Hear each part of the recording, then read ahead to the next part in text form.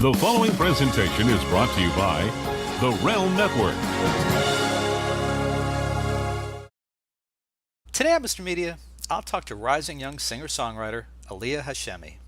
She's here in support of her band Zeta Wave's new EP, Over, and she'll perform 2 songs from it live. Stick around, because if Ed Sullivan could have booked Zeta Wave, he would have.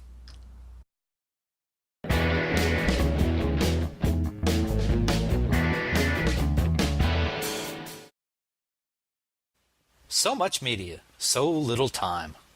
Who keeps track of it all? That would be me. This is Bob Andelman, and this is the Mr. Media Interview, brought to you today by Amazon.com. When you visit MrMedia.com and click on any of the links to purchase books, music, movies, gift certificates, or anything else through our Amazon link, you support this free video podcast. Whenever you need something else from Amazon, please consider returning to MrMedia.com to order it. It doesn't cost you any extra, and we sure appreciate the support. And don't forget, MrMedia.com has more than 1,200 celebrity audio and video interviews archived on the site. That's hundreds upon hundreds of hours free entertainment. Subscribe for free on MrMedia.com, and you'll instantly get an email every time a new interview is posted. You can also watch and subscribe to the show on YouTube, Vimeo, Dailymotion, the Realm Network, and Frequency.com. And if you prefer to just listen, Mr. Media is also available for free on iTunes, Spreaker, iHeartRadio, Stitcher, SoundCloud, Blueberry, TuneIn, Blog Talk Radio, Podfeed.net, and Player FM. You can subscribe to any of those services and never miss another episode. Finally, you can interact with Mr. Media Interviews on all kinds of social media, including Facebook, Twitter, Google+, and more. Friend or follow us, we'll friend or follow you back. Thanks for listening. Thanks for watching. Mr. Media is recorded live before a studio audience of rising young musicians who can't be sure if what's hot this week is retro goth, past imperfect no-wave synths, or country metal. In the new media capital of the world, St. Petersburg, Florida.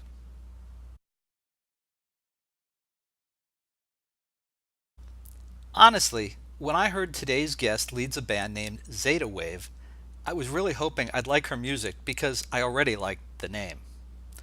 Was she a fan of 60s legend Wavy Gravy or the 1970s Miami radio station Zeta 4? Well, the good news is that Zeta Wave's music, singer-songwriter Aliya Hashemi calls it bedroom dance pop, and you'll notice she's in a bedroom, so we'll get to talk about that. She's just as cool and curious as the band's name. So I extended an invitation for her to join us and talk a little bit about herself and introduce us to her music. In a few minutes, she'll be performing 2 songs from her brand new EP, Over. Now, in an Iggy Azalea world, Aliya Hashemi actually sounds beautiful and mysterious all on its own. I figure Zeta Wave is just kind of a bonus on that. Now, on the other hand, she grew up in Seattle, as I understand it, before relocating to Los Angeles to pursue a music career. So who knows what sounds best to an ear in that town? I don't. Aliya Hashemi, welcome to Mr. Media. Hi. Hey, thanks for being here.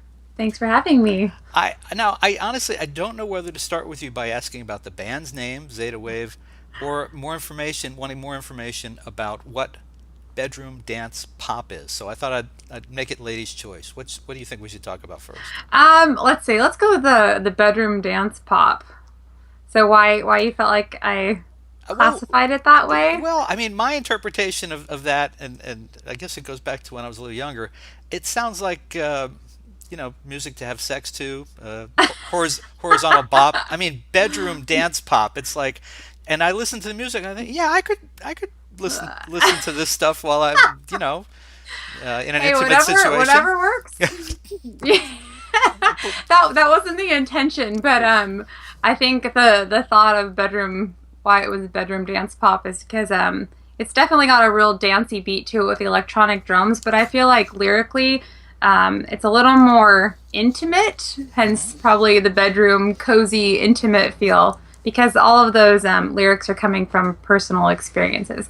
Where I feel like a lot of like the big dance pop in today's big pop world may be a little more general and less specific as far as lyrics go. Well, I think if you're going to call it bedroom dance pop, that's pretty intimate.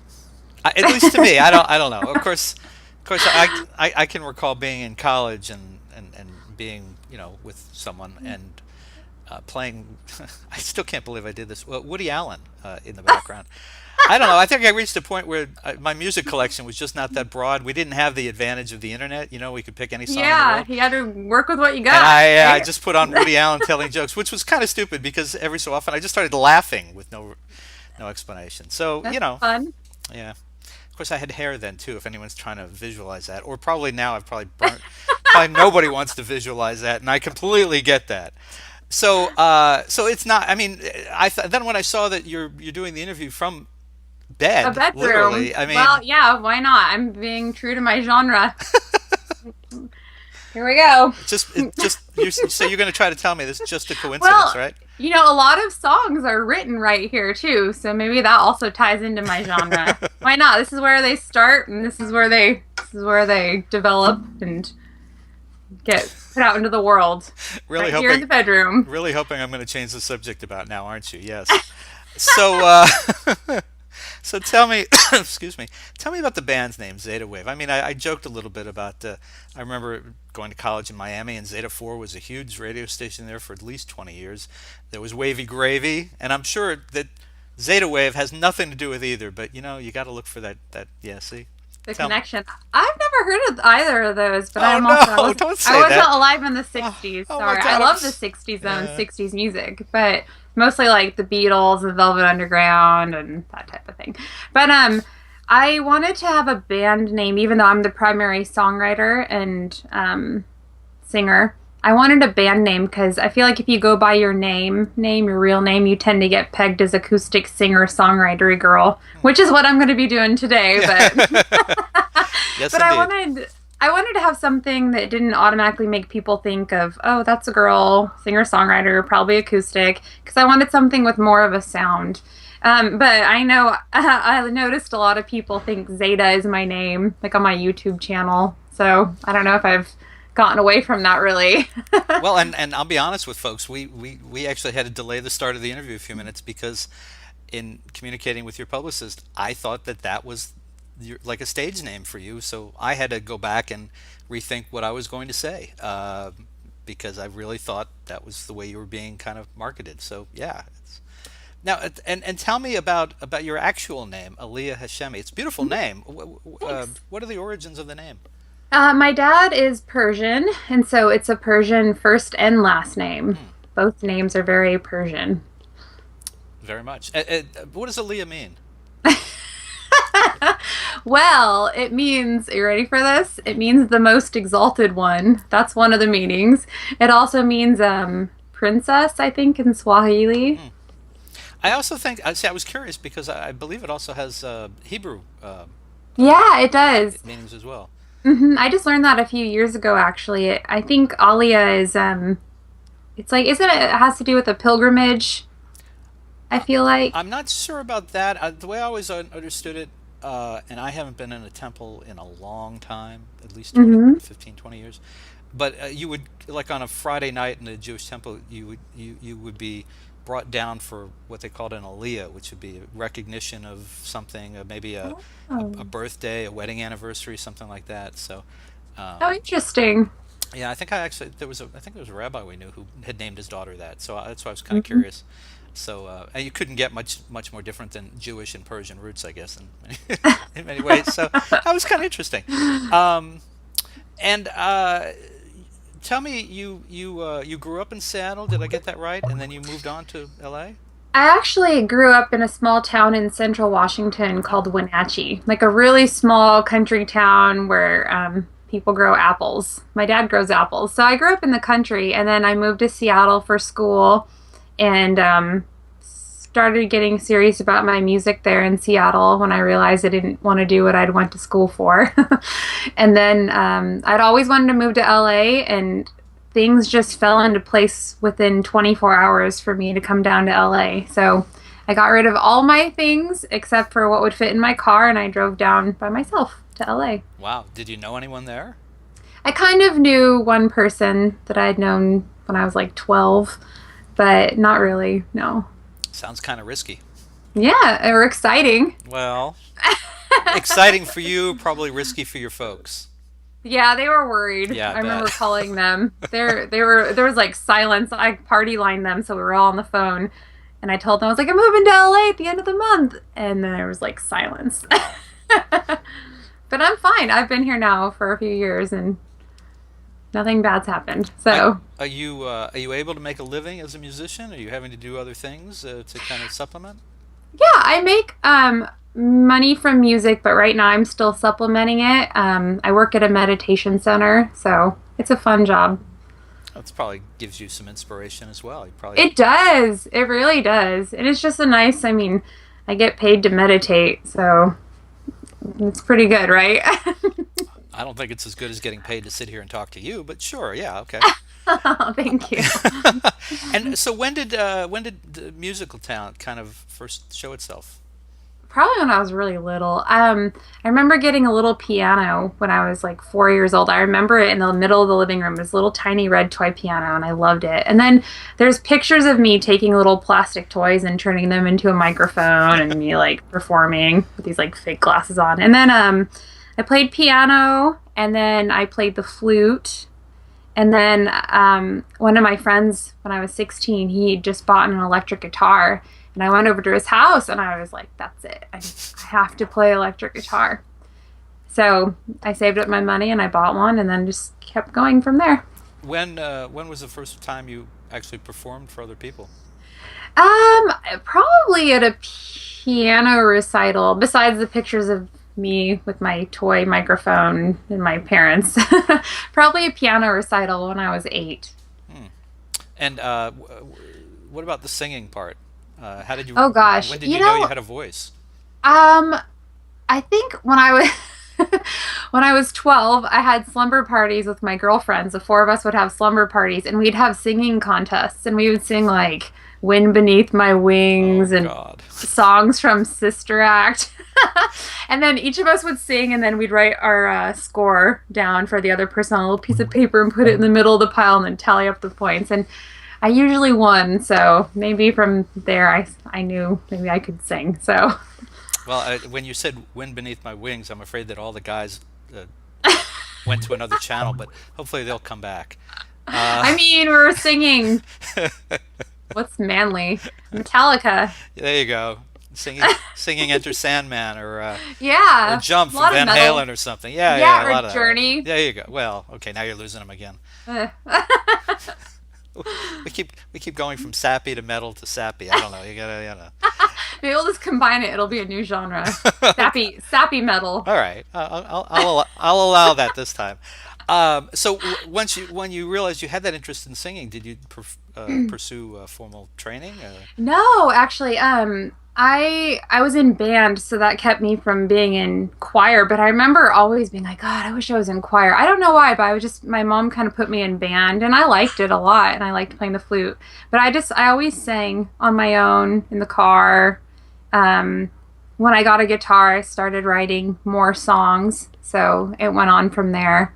Just kept singing, and then I did formal lessons probably like 5 years ago. Just kind of work on the basics and. Yeah, technique, breathing, stuff like that. Cool, very nice.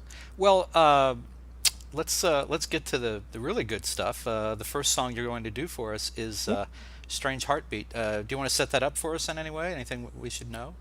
Yeah, well, I mean, this is from a breakup. This might turn guys away some more, I guess. Bad breakup. Or maybe they'll learn something from it. Yeah. But just, I had a really bad breakup, and after it ended, I was like, God, I was reflecting on it, writing songs, and then the longer I was out of that relationship, the more I realized how bad of a relationship it was, and I knew deep down, but I kept ignoring the warning signs and like the things you feel in your body or in your gut.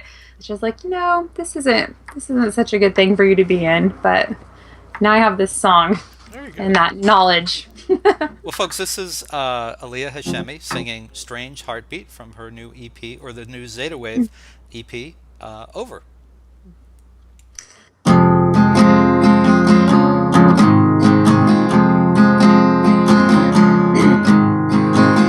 brought me a rose, I guess it counts for something. I even got to meet your mom. We were gonna spend the morning surfing, but then you got stoned with your friends and slept too long. Strange heartbeat, oh, beat, beat, beat. Why you stop and go? Strange heartbeat, oh, beat, beat, beat. I don't wanna know.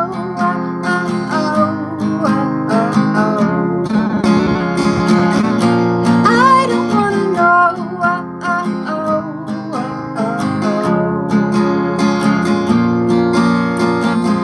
You always say you'll make it up to me. You hold me when you make me cry. You say you only live life in the moment. The only promise that you'll make is that you'll try. Strange heartbeat, oh, beat, beat, beat. Why you stop and go? Strange heartbeat, oh, beat, beat, beat. I don't wanna know. You made it skip and flutter before, and it's getting hard to ignore. 'Cause I don't know what the hell this is anymore.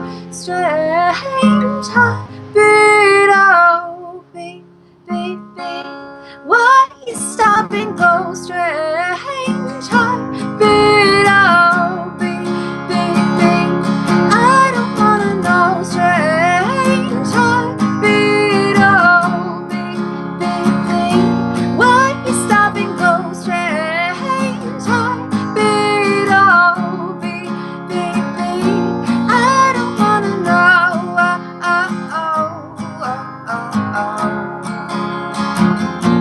I don't wanna know.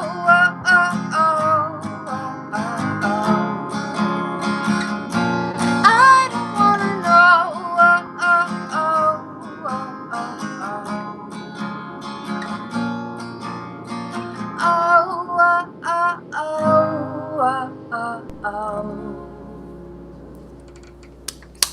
Very nice. Thank you. It's really a beautiful song. I mean, it's just Thank you. it's sad that it's about a breakup, but I like the melody and the lyrics. It's just a really nice piece of work. Good job Cool. on that. Thank Plus, you. plus, as you were singing, I was thinking, it'd make a great title for like an hour-long drama on ABC. Strange heartbeat. Yeah, yeah. Couldn't you see? Maybe. Yeah, and this will be the theme song for it. That's what I'm thinking. Yeah, I'm thinking. You need to go find Shonda Rhimes and get that song in her hands. I think she'd hear that and she'd go, "Oh, I got a TV show idea for that." That's what I'm thinking. Is it like a health show, like a medical show? Oh, I don't know. I don't know. I didn't think that far out. I just thought it just sounded like an hour-long drama on ABC. That's all I got. So this is your first record, basically the EP. How did it feel to sit down and record the songs and commit them to a more permanent place? So good. Also a little bittersweet, I guess, because it was the first time that I was recording.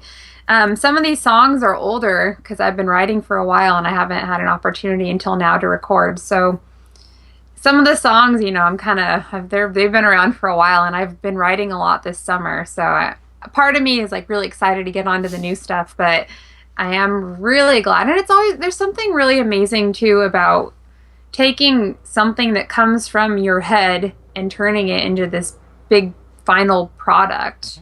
And also, it was really cool, too, because I had a lot of good friends help me with this, like playing keys and helping me produce and record. Actually, everything was all done from my friends. And so it was really special to have something, my art, my music, that's so dear to my heart, and also have my friends be a real part of it and turn it into a finished product. That's really sappy, too, but... No. I get that. True. And you know what they say, you have your whole lifetime to record your first album. And then, if it becomes a hit, you have to do another one in like 12 months. So good luck with that. That's fine. I'll take that challenge. I had a feeling you would accept that. What are some of the bands that have influenced you that you kind of hear in your head and you? Well, I mean, it's always the Beatles, because that was the first time that like I heard music when I was 12. My mom got me the CD from Costco. I don't know why I knew to want that CD, but I saw it and I was like, Mom, could you get this anthology, the second anthology of the Beatles for me? And I don't know, I listened to that probably for like 4 years straight, pretty much. Listened to it all the time. I loved it. And like the Beatles, and then the other time in my young adult life when I had that experience with music was Tribe Called Quest, which may not seem like it because it's hip hop, 90s hip hop, but I love that feel of Tribe Called Quest. I feel like they've really perfected their craft, and the pocket is so good. So, and then like Fiona Apple, love Fiona Apple. I've always loved her voice and the rawness of her music. Yeah, a lot of 60s stuff, like Velvet Underground. But you don't know Wavy Gravy. No, I know. Now, after this, though, you know what I'm going to be listening to. Anything but Wavy Gravy, yes. Yes, I do know that. Sorry. And what about, we've talked about the singing and the obviously you clearly can play the guitar. How did you learn to write songs, though, and write music? Where does that come from? Well, my dad, I think, was always my dad's an orchardist, so he's always out on the orchard and the farm. He's a creative guy, though, and he would always, like, I don't know, just, like, make up songs and sing, and I've always just loved music, and I remember riding to school with my sister. My dad would give us a ride to school, and I would sing, we'd make up a song, and then I remember when I was in 6th grade and I just learned to play the flute, I recorded a version set to the tune of the Addams Family theme song in my flute. I recorded my family a video voicemail message for the answering machine. So those are the real beginnings of my songs. But then, like, I mean, when I got a guitar and I was like, yeah, I really want to do this and write songs, I just you just got to start doing it, really. You just put it down on paper. Wow, that's great. Or cardboard box. That was some of my first kind of like shoebox. So there will one day be some collectible cardboard boxes with lyrics on them. I can find it. Collectors will be fighting over. Those are always so cool. Like at the EMP, I went to the EMP for the first time, and Jimi Hendrix, Angel, one of my favorite songs of his, they have his handwriting on, I think, on a napkin at a restaurant up at the EMP of those lyrics from Angel. So cool to see that. Hey. Maybe I should start writing lyrics on obscure things just for that purpose. If you've got that many lyrics in your head, you might as well do that and then create a whole legend around those. Well, right now they're like on an assortment of like 7 different notebooks. I'm addicted to notebooks. I just keep buying new notebooks and just writing lyrics in all of them. They're all throughout. So you're just too organized. You're way too organized for your craft. You're gonna have to be a little more eccentric and obscure, I think, to really make it. Yeah. Got it. And check out Wavy. No, forget about Wavy Gravy. Yeah.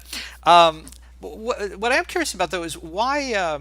So you've been writing your own songs. I understand that, but in LA, I mean, there are songwriters lying in the gutter on every block. I mean, there's enough, professional songs out there to write. What gave you the confidence to take this investment of an EP and the recording costs and all that, and record your own songs over looking for songs by people who've been doing it their whole lives? Well, of course. I mean, people are doing it their whole lives because they started with something like recording an EP. You got to start somewhere. And like, it's not really, I don't think about them and what they're doing, what the professional songwriters are doing, or like Beyonce. I'm like, well, I shouldn't do this because Beyonce gets, to record like $1 million album. Wah, wah. Like you can't think like that. And Right. I mean, I just kept writing more and more songs. I'm like, God, I need to start recording. So, cause I have all these new ideas and different direction I want to go in and for the future. So you just have to do it. And I want it for me. And I want to have this recorded and like down the road, maybe I could show it to my kids or grandkids or whatever. So, and like actually nowadays, it is so easy to record on your own. Home recording is so easy now that the cost has really gone down. And most people that I know don't necessarily go to a big studio to record anymore. So it's not as costly as a lot of people think it is. Oh hell, I got together the Jay Giles band a few weeks ago, and they were right here in my living room, and we re-recorded. No, we didn't. I'm just making all that up. Never mind. So Can we all use this for a Skype album with you? Mr. Media. There we go. It'll be my follow-up. that's EP. it. It'll be the Mr. Media sessions. Mm-hmm. Yeah, Why not? It'll be very big, I'm sure. That's probably a good time for me to say you're going to do another song for us. This one is Over. This is the title song of the EP. Now, what is the story? God forbid this is about another breakup, but why do I have a feeling that it is? I went through a lot of breakups in the past. Things are more settled now, but another breakup. So this is just same thing, like kind of just knowing when it's done, like kind of being in a relationship where you're just putting up, I don't know, everyone's had that relationship where they're putting up with more than they should. And then there's a point where you just have to cut ties and walk away. And so this is about knowing when it's over, when it's time to move on and be good to yourself. All right, very good. Well, folks, this is Aliya Hashemi with and her band is Zeta Wave, and this is the song Over from the EP Over, which is now available pretty much everywhere.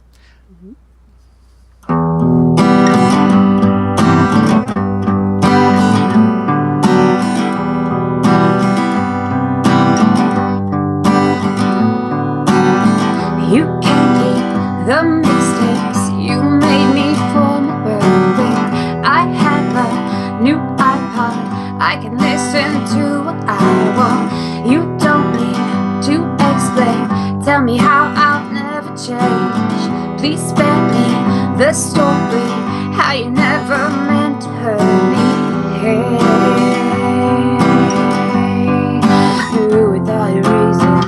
When it's over, you'll know there's no mistaking it. There's a fork in the road and I'm taking it. When it's over, when it's over.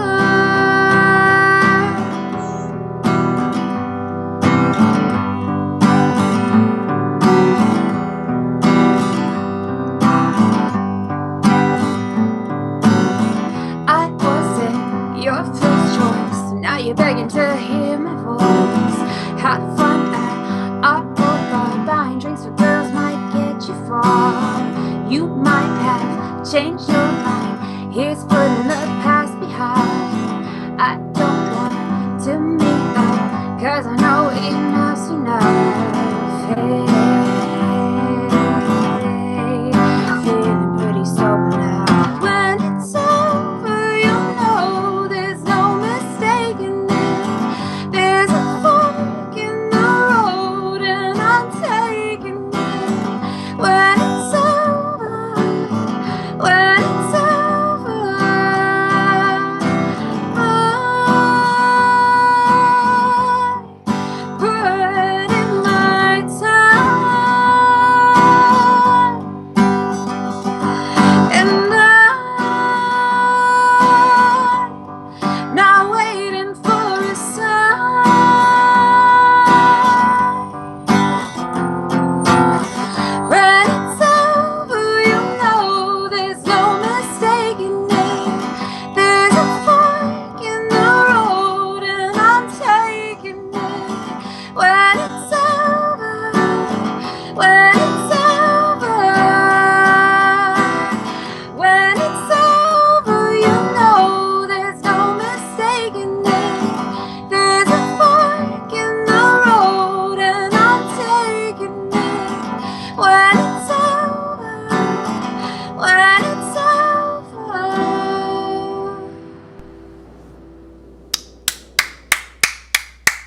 great. It's great. And I listened very carefully to the lyrics, and I realized you're the first musician I've had on the show who's managed to take Yogi Berra and put him in a song. It's probably before your time, but do you know who Yogi Berra is? Vaguely. Okay, he was catcher and then manager for the Yankees and also Okay, for the yeah. Mets. But he's very famous for his yogiisms, and one of them was, "When you come to the fork in the road, take it." Oh, I did not know that. So when you saying there's a fork in the road and I'm taking it, it's Yogi Berra all over again. Now That's hilarious. I've given you two characters. You have to go look up because Okay. it's going to come up. I guarantee you, Yogi Berra's name is going to come up over and over again with that song. Cool. It's just very cool. Maybe I was channeling him. Could be. There's actually a Yogi Berra museum in New Jersey. He's still alive. I think he's in his 90s or something. Wow. But that's very cool. And so, I mean, you didn't say that with any sense. You don't sing it with any sense of irony. But I think the people who are my age may may see some humor in that. So I know it's not a happy song necessarily, but. So I got to ask you, I had a minute to kind of look at the surroundings there. You're sitting on a bed. There's no pillows on that bed. Do we need to start a fund? Please contribute so well, actually, Aliya can have some pillows in her room. I was trying to make it look less like a bedroom, so I was like, maybe we take off the pillows, but obviously you noticed that. No, I have pillows. I have 4 pillows. Okay, all right. Well, Plenty. Again, I got to say, you're sitting on Or if you want to, I'll give out my address if anyone wants to send me a pillow. You probably want to. Maybe some down or feather pillow. The problem is that you'll get guys who want to deliver them in person. You don't want that. Maybe you do. I don't know. Maybe We'll have a P.O. box, so... Oh, okay, all right. Well, if you want to give out a P.O. box, that's okay. You can, someone send me a pillow. You can do that, yes. Send her pillows, fellas. Go ahead. Maybe a throw. So, these 2 songs that you sang on the show, Strange Heartbeat and Over, they're both breakup songs. And I was thinking as we went into the song, are you learning anything from the success of Taylor Swift? I mean, just lots and lots of boyfriends, lots and lots of breakups, lots and lots of big songs. Yeah. I mean, it's a good model to go by. I mean, a lot of songs, it's either a love song or like a breakup song or heartbreak song, right? That's pretty much the main 2 categories. So, yeah. I mean, there's love songs too. Cliche on the album's more of a love song. So. Well, I mean, Pharrell is one of the few people who's made any money from singing a happy song. Happy? I love that song. It's a great song. I mean, but it doesn't. Yeah. It's not really the norm, is it? Not usually. No. Not a lot of happy Nirvana songs, for example. No happy Nirvana songs. No happy Nirvana songs. So before we let you go, and you've been very gracious with your time and letting us into your bedroom dance pop. I mean bedroom. Are you going to be playing anywhere in the months ahead so people can find you? I'm playing on Halloween at Tex Restaurant in Echo Park in Los Angeles, and then I'm also playing just like a afternoon show at the Thirsty Crow, same place, Echo Park, Los Angeles. So, okay. And then hopefully more shows in November and December. A lot of my band's on tour right now, so. Oh. Well, do you want to mention the other people in the band? We didn't. Yeah, I have a great drummer, Briar CV, who also plays with Deluxe, which is another really cool band. And I found a guitar player, Lauren Stockman, who's on tour right now, and bass player Robbie Lattimore. They're all great. We're really lucky to have them and have found them. Nice. Well, happy to give them some credit here too. So that's very nice. All right. Well, folks, listen. You can find Zeta Wave's debut album, featuring, obviously, Aliya Hashemi, at great online music stores everywhere, or you can order it right now at a great price on MrMedia.com. If you're watching on MrMedia.com right now, and you could be watching it any number of places, but right now, if you're on Mr. Media, you can look just below the video over there or over there. You'll see the cover of the album. You can click on it right now. You'll be able to download it or order it and have it sent to you, probably in about 30 minutes or less. Amazon sends it via drone, so you can get it really quick these days. What about, do you have a website where people can find out more about upcoming dates and such? Yeah, ZetaWaveMusic.com is my website, and Twitter handle is also Zeta Wave Music, so ZetaWave Music. And Facebook is facebook.com/Zeta Wave without the music. So. She also has a YouTube channel she forgot to tell you. Oh, that's right. And my YouTube channel, youtube.com/Zeta Wave Music. And her Instagram. Zeta Wave Music. And I believe she has a SoundCloud account. And SoundCloud, Zeta Wave. Just trying to help sell some music here. Thank you, I appreciate it. And she has a Bandcamp account. Zeta Wave Music. And iTunes, Zeta Wave. iTunes, that's for suckers. I just want you to know I came prepared. I knew all this information. Thank you, I appreciate it. We are here to serve and protect. Thank you. Aliya Hashemi, it was a pleasure to have you on the show, and to thank you so much for playing the music, and thanks for joining us on Mr. Media today. Thank you, it was really fun. Thanks. Getting restless.